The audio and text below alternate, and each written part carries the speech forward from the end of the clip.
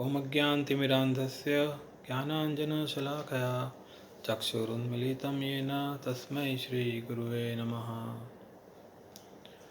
हरे कृष्णा। तो आज रामनवमी के पावन अवसर पर आप सबको रामनवमी की बहुत बहुत शुभकामनाएं। एक बार गरुड़ जी को अहंकार हो गया। उन्हें यह अहंकार था कि वो सोचे कि मुझसे तेज इस दुनिया में कोई नहीं चल सकता है।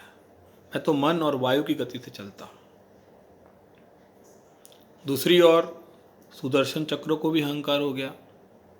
उन्होंने सोचा कि मैं तो हर हमेशा भगवान के हाथ में विराजमान रहता हूँ और मैं हमेशा भगवान की रक्षा करता हूँ। भगवान जो कहते हैं उसके अनुसार मैं कार्य करता हूँ। तीसरी ओर सत्यभामा को भी अहंकार हो गया। उन्होंने सोचा मुझ जैसा सुंदर इस त्रिभुवन में कोई नहीं है, क्योंकि देखो भगवान श्री कृष्ण हमेशा मेरे महल में रहते हैं। तो जैसा कि हम जानते हैं कि अहंकार जो है वो भक्ति में रुकावट है। भगवान को अहंकार पसंद नहीं है।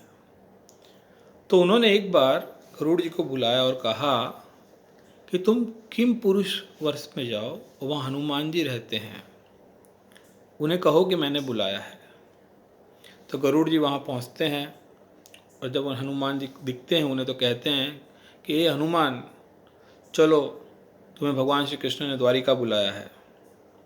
तो हनुमान जी उस समय भगवान की सेवा पूजा कर रहे होते हैं, कुछ शेष रह गई होती है, तो कहते हैं कि बस ये मैं पूरा करते ही आ जाऊंगा, आप चलिए आगे। गरुड़ जी बोलते हैं चलिए आगे, तो कूद के मारते मारते आएगा क्या? कितना समय लगेगा? चल बैठ मेरे पीछे और चलते हम लोग। हनुमान जी को समझ में आ गया दाल में कुछ काला है, इसे अहंकार हो गया है। तो उसने कहा हनुमान जी ने कि जो मेरे स्वामी का बैठने का स्थान है, तुम मुझे वहाँ बिठाना चाहते हो, तुम मुझे पाप में डालना चाहते हो। उसके पैर पकड़े और जोर से घुमाकर उसको सागर में पटक दिया। दूसरी ओर द्वारका में भगवान श्री कृष्ण ने सुदर्शन को बुलाया और कहा कि तुम आज जाओ और द्वारका की नगरी की देखभाल करो। कोई भी व्यक्ति इसमें एंटर नहीं करना चाहिए आज के दिन।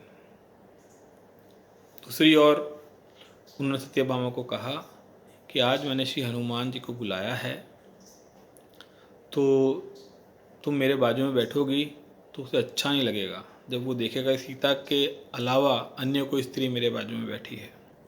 सत्यभामा बैठी रही।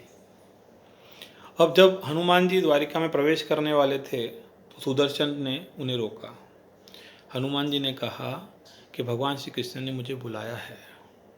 सुदर्शन ने कहा उन्हीं ने मुझे आज्ञा दी है कि आज के दिन मैं द्वारिका में किसी को एंटर ना करने दूँ।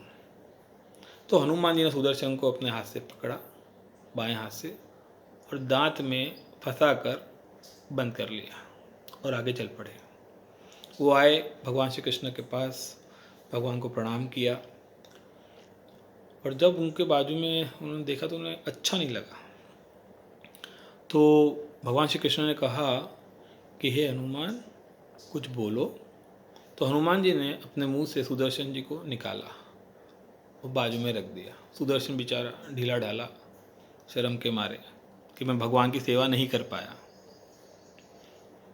भगवान ने कहा गरुड़ जी कहाँ हैं? बोले आ रहे होंगे कहीं पीछे।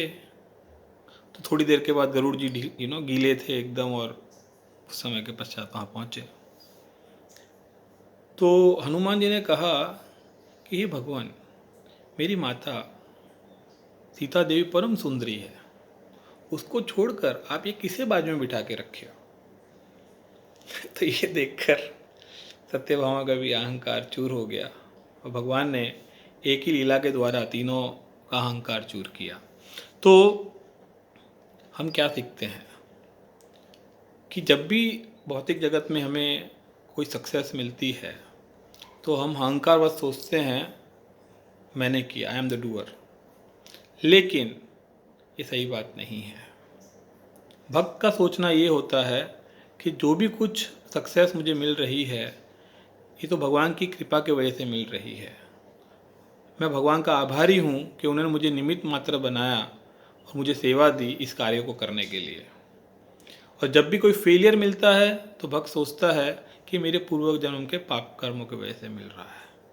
तो क्यों ना आज हम इस रामनवमी के पर्व पर इस भाव को, इस कॉन्शियसनेस को अंगीकार करने का प्रयास करें, जिसके द्वारा भगवान श्री राम की सेवा में हम नित्य लगे रहें। हरे कृष्णा। श्रील प्रभुपाद की जय।